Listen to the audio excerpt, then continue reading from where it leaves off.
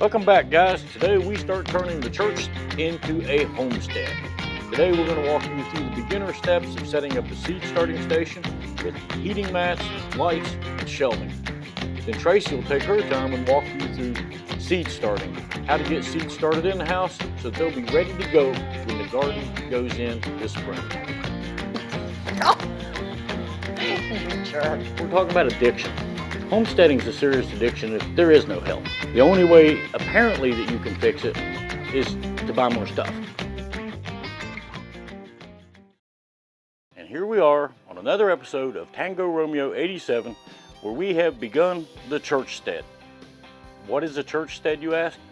A church stead is a homestead, but when you're living in an old abandoned church that you're converting into a home. This is kind of future, Rob. This video is ahead of the videos that are still going to be released from some of the work we've done over the winter. And it's still winter, but spring's around the corner. So it's time to get started on making sure that we have a viable homestead. And as you know, we've decided to move back to West Virginia, but we're up in the high mountains of West Virginia near Greenbrier County. And the growing seasons here are a lot shorter than the 2 seasons we had in North Carolina. But it's something we pretty well understand. We're going to do some new things this year. So let's go outside and talk about what we're going to do and where we're going to put it. Okay, so here we are outside, kind of a magic trick there, in what we call the cul-de-sac. This is where the church forms an L out back. This whole area right here is going to be our backyard area, from the corner of the fence, or the corner of the church, to the corner of the church and out. Now, we're going to come out here, and I'll turn this around. And in this area right here behind the church, from about that tree out to that post, and over to about right here, this area over here is going to be fruit tree orchard. We've already got several varieties of apples, several varieties of peaches, plums. We got a good start to get those trees in the ground. Here, off to the side of the orchard for this year, out to about that pole, we're going to put in some, hopefully, no-till beds that are just on the ground, cardboard underneath, good compost soil. And that way we don't have to till, because everything I've read on no-till is much more productive and you get better crops. I absolutely love this time of year. This is when we get to start seed and get everything ready to go to the garden. Over here we have the shelves. I just picked these up.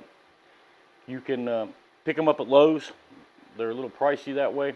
Or I'll put a link down below where you can pick up a set of 4 shelves on Amazon for, I don't know, not as expensive as the other place. The shelves are important to start seeds because you're going to have trays. Now, these aren't new. As you can see, they're dirty, and you don't need to wash them every year. You can if you're particular. We got tired a long time ago of going to the big box stores and buying the stuff they had out in the spring with the trays and the starting sets, because you could just hold it by the end and it would just bend or break. And I mean, it would break before you ever got your seed into the garden. These are 72 hole seed starting trays, and as you can see, they don't just crush. They're made really well. These are made by a company called Bootstrap Farmer. You'll need shelves. People use a wire metal shelf, which is fine, but seed starting is a moisture event, so you're going to have moisture around the shelves, and they will rust over time. The plastic we can just take off, take it outside, shoot it with a water hose, and use it for putting all our canned foods on after the garden comes in. So, you'll have your seed trays. The next thing that you'll need, and it's very important, is heat mats. There'll be a lot of people tell you, oh, you don't need heat mats. This really speeds the process of germination up. We buy these, they're 48 by 20 3/4. The shelves are 48 by 20, so they hang over just a hair. The heat mat puts heat under the trays and brings the roots and lets that germinate a lot faster. We also use the add-on thermostat for ours so we can control the heat You just plug your heat mat into it, plug that into the wall, plug this into one of your center cells, and it'll keep that temperature fairly even across the board. It'll heat when it needs to and turn off when it needs to. Tracy will be along and actually start some seeds later. I'm just getting everything set up so that she can get the seeds started. Now, the next thing you need is grow lights. I bought some and they were pink. I mean, they put out a really pink hue, and they actually turned our tomatoes pink. The plants were pink until they got out in the sun and got themselves readjusted. So won't use those again, but I found these, and you get a 6-pack of them, fairly affordable. I'll put a link down below once again so you can see what we have, and you'll see here in a little bit they're extremely bright and good at what they do. These shields don't come installed. They just simply go in the groove,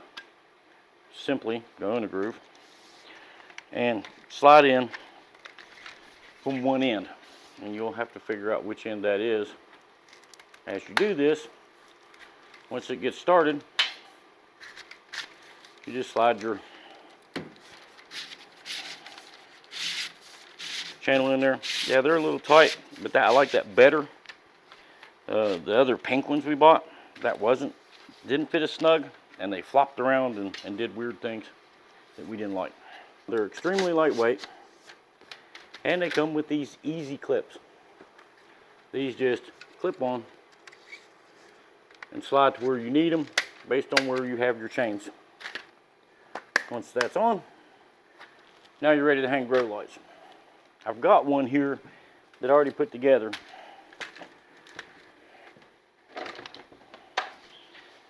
Kind of like I said, this is future Rob, so you're seeing things in the future, because this wall doesn't yet exist in the other videos we've uploaded. Had a lot of trouble with internet and editing software. Very bright, and it runs right in the 55K, probably a little less, so it's really good for seeds to get started. They come with a switch, and you can power one, and then it also comes with the cords where you can just interconnect them together, so you only have one switch. Kind of handy. All right, so now we have the grow light, we have the heat mat. You need to get some little hooks, and you just need small hooks. If you go to the big box store, they don't sell hardware like this. You can pick it up at Walmart if you can find it, but I'll put a link down below where you get a 30-pack, a whole lot more affordable than what you get at Wally World. So now it's just a matter of putting your hooks in on your shelf. Now I use just a small number 16 jack chain. I measure them out, and you just take a pair of wire nipples or wire cutters and cut between them, and you'll have your length right where you need it.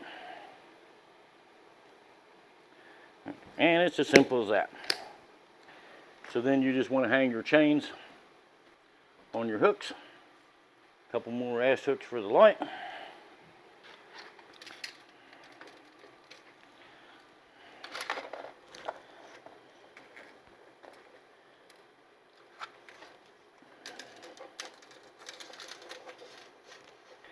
We'll take the power cord off this other one. We'll plug it into the end of this one, and we'll turn that on. And as you can see, you've got a nice grow light set up. I'm going to put 2 in on each shelf.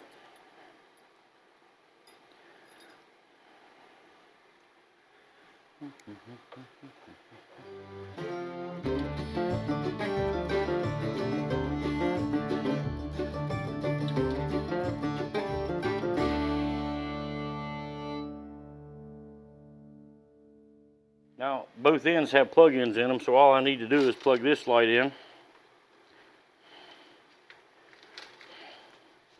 take this cord, plug that light in, and now with one switch, we actually have a switch on the wall way over here outside of the camera that we can turn the grow lights on and off.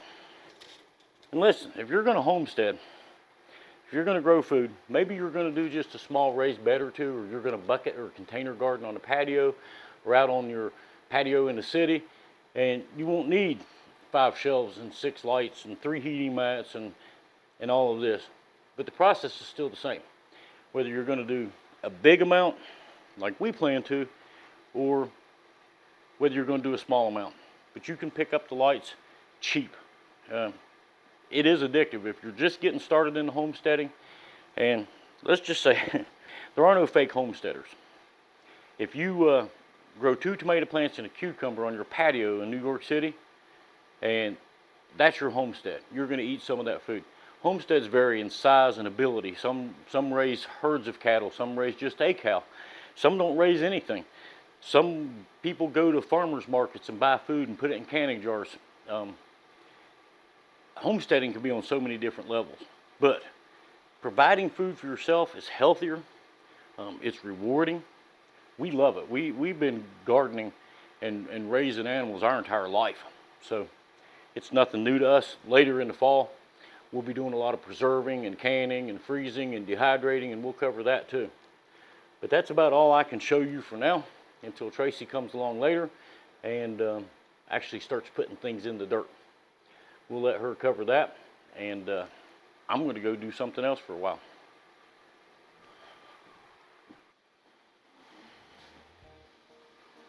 So, Rob got me set up really nice for starting seeds for this year. We're probably going to be starting somewhere around 700 seeds to put in the garden this year. Hopefully we can get the garden built to support that many seeds, but we're going to definitely give it a shot. Here are some of the seeds that we're going to be starting today. We've got lettuces, we've got cabbage, we've got kale, tomatoes, cucumbers. Some of this stuff doesn't need to be started yet because we're still about 9 weeks out from planting, and we don't want the plants to be too big in the house because they'll outgrow our containers, and that's not real good for them.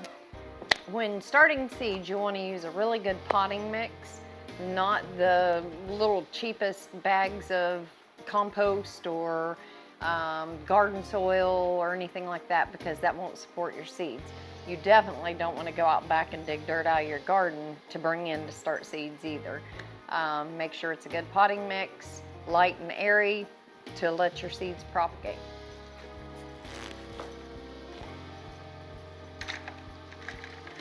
We're going to fill each of these little cells. I think there's 72 in this one. So that'll be 72, and we're talking 700 seeds, so probably 10 of these trays, somewhere around there. We're just going to fill these and barely make sure they're full without tamping them down. You don't want them to be solid.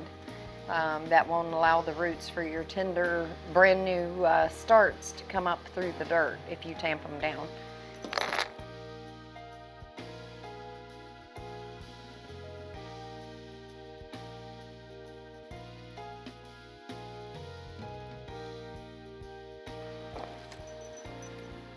Almost done.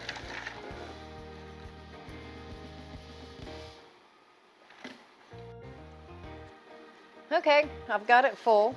I'm going to plant some green pepper seeds. I think I'm going to start with 24 of them, or 24 of these little pods. I normally put 2 to 3 seeds per pod because seeds are cheap. And plants are not. I'm going to start off by planting California Wonder, green peppers. We typically use heirloom seeds so we can save our seeds from year to year and replant. However, this year we are starting over because we moved and our seeds were in storage and the heat and everything else, so they probably are not viable.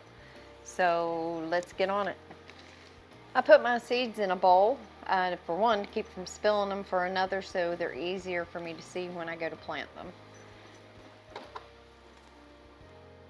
We're just going to make a tiny little divot in the top Some people don't. Some people just rub them in, but I'm not going to do that.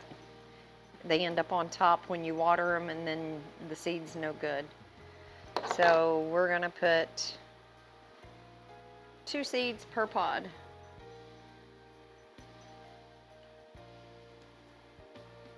For now, I'm going to plant 12 California Wonder peppers. And we're just going to barely cover them with the dirt. I mean, barely, like a 1/4 inch or less. All right, I'm going to lightly water these. Hopefully this isn't like a fire hydrant. Luckily it's not going to be, folks, because I never pumped it out. Oh, okay, good deal.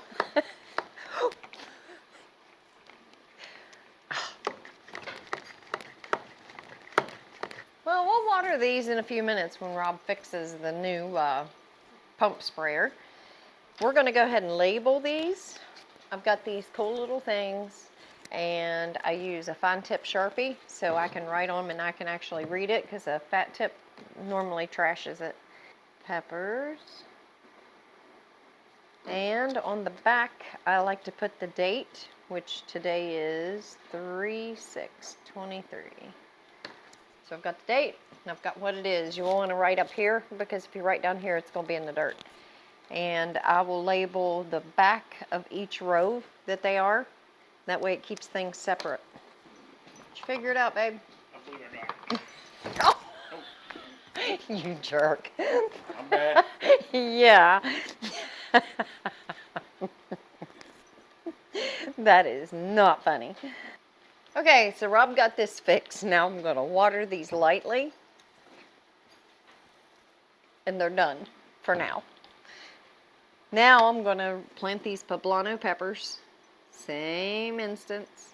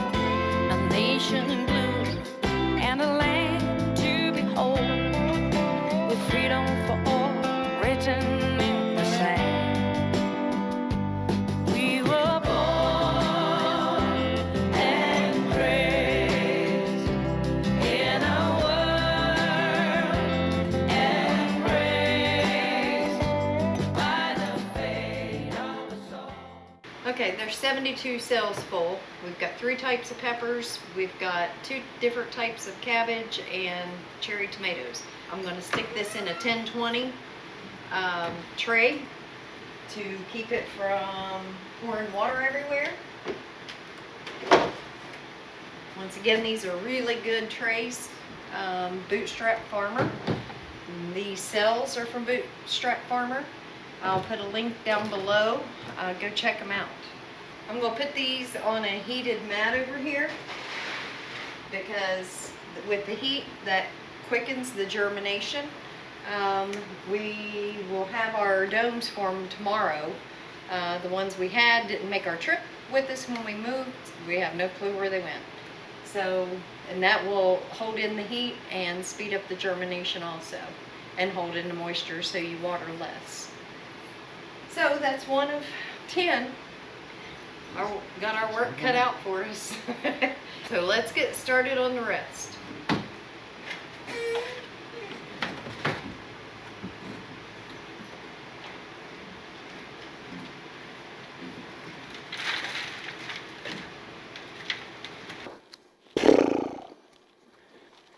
Tracy had to take a break. She got 72 more tomatoes planted, but she had to go take a phone call. And I thought I'd take this minute to talk about addiction. I talked earlier about homesteads being, you know, if you've got 1 tomato plant on your patio in Brooklyn and that's your apartment, your homestead, cool, I want to hear from you. Homesteading is a serious addiction. If you have a friend who faces this addiction, there is no help. There's no hotline. There's not a little 3-digit 511 911 411 number you can call on your cell phone to fix it. The only way, apparently, that you can fix it is to buy more stuff. And then if you have more stuff, and I'll give a shout out to my buddy Thor over at Thorhaven Farms. I'll put a link to his channel down below. He's up in Canada homesteading, and he's cool. We like Thor. But he was talking about keeping up with the Joneses. Oh, you got into the homestead, so you weren't keeping up with, but the Joneses have planted seeds too. I don't know how many Thor has. Thor, I have like 700. So let me know. But the seeds are really Tracy's only small part of her addiction. We still got tons of seeds that we still need to plant. But then we have the orchard. I showed that to you today. There's Honeycrisp apples and Red Haven peaches, and there's plums and more kinds of apples and more kinds of peaches. And I think they ran out of trees, or there was not room in the truck for Tracy to bring any more home. But then we have grapes. We've got seedless Hemrod, green grapes, and we have seedless Concord, which will be turned into jelly, I'm sure. We'll eat the green ones. 600 or 700 packages of seed garlic, onions. We got red onions, we got sweet onions, we got white hot onions. We have, what do we have here? Asparagus. We had an asparagus bed in North Carolina. We left it there. Tina, baby, I hope you're enjoying the asparagus because it lasts 25 years once you plant it. We showed you how to handle it. Strawberries. We already have strawberries that we've been carrying since the farm, and we brought them from North Carolina here with us, but we bought more. They're an everbearing. You can just take the babies that grow off of them and plant new plants, so they're not only everbearing, they last forever. Blackberries. Tracy got into a serious addiction with blackberries and raspberries this year. Every time we went somewhere, she's like, oh, we need to get some raspberries. And I wasn't paying attention because we already have raspberries. We have enough raspberries to supply a raspberry farm if they run out. And blackberries, man, I mean, you can't. We make jelly. I don't eat grape jelly since Tracy started making blackberry jelly. And there's actually an old video on our channel somewhere of Tracy whipping up a batch of blackberry jelly from homemade scratch. So if you want to learn how to make that, go look through the channel and find that. Blueberries. Tracy has never had enough blueberries. And yeah, well, we'll have a bunch. I'm counting at least 6 boxes of those. And then the cool thing she found this year, though, I don't care about the addiction. That blackberry's dry. Nanking cherry. Now, we've grown cherry trees. They're horrible. They peel. They're just problems. This is like a big bush, but I mean, when it grows big, but it produces edible cherries off of this bush instead of having to grow a tree. So we're excited to try that. But the reason I've got this addiction out here this evening is Tracy needs to get some of this stuff into pots. We got a problem. The trees are already starting to bud. They're not normally in here in the heat with the wood stove, but you're supposed to plant them while they're dormant this time of year. Yeah, it's not dormant anymore. It gets 70 degrees in the daytime and 20 at night. We got to figure out what we're going to do with the plums. Get the rest of these in the ground. Y'all come over and have some fruit with us because we're going to have plenty. But I'm going to get out of here before she catches me talking trash about her. And she'll come in here and, listen, I need your help. She will come in here and say, oh, good, Rob put my stuff out here. I want to show you how to get some of this in pots because some of it's bare root, and that way we can save it. I'm so excited. Don't tell her what I've said about addiction. Just laugh, but not loud enough for her to hear you because this chick gets addicted. Anyway, I got to get out of here. Here she comes. So I guess, when you're starting a new homestead, seeds aren't the only thing you have to worry about. I've got plants. I've got fruit trees. I've got bushes. I've got onions, garlic, but I probably still don't have enough. Remains to be seen. But I'm going to go ahead. The blueberries are already starting to green, so I am going to go ahead and put them in pots with soil because it's too cold right now to put them outside. So I've got 3 different kinds of blueberries, so I'm going to have to be really careful and make sure I mark each one so I know what they are. Oh, it's going to take a lot of dirt.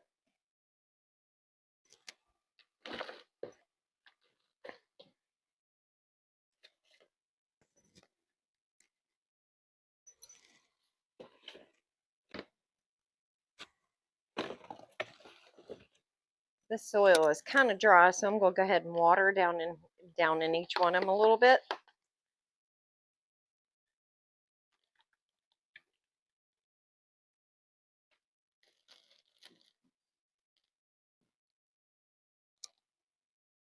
Okay, blueberries don't like to have their feet wet.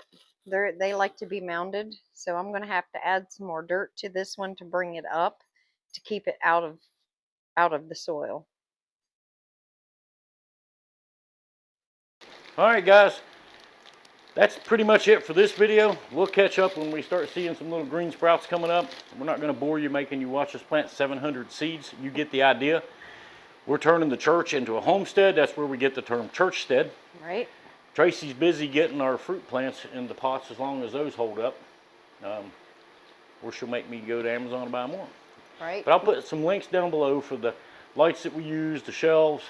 Bootstrap Farmer, trust me, do yourself a favor, at least buy a few of their trays and compare them to the cheap ones you buy, because you're going to be extremely happy and you're going to become a lifetime customer of Bootstrap Farms the same way we have. We've had these for years. Yep. And we keep adding different things all the time. But that's kind of it for this video. You get the idea. We're getting ready for spring, even though it's still cold.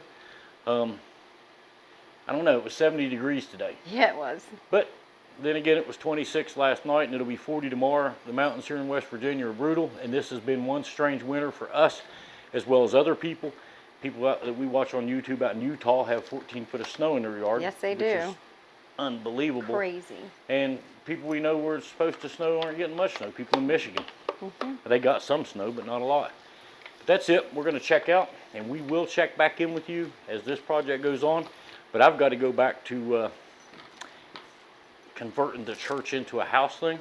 And you got to see we got a lot of demolition done, and we've actually started to build back some. But I'm going to go ahead and come out with a demolition video to finish that up, and then we'll start showing you some of the cool things. Wait until you see Tracy's bathroom. Yes. That's going to be something you want to see. There's a lot of cool things coming, so subscribe to the channel, follow, keep up, and we'll try to be a lot more consistent as we move forward. Now the internet is really stable, and we got our problems worked out with editing software companies, Right. And lifetime licenses, Yeah. and that type of thing. So glad you joined us, and we will catch you on the next one. Peace out.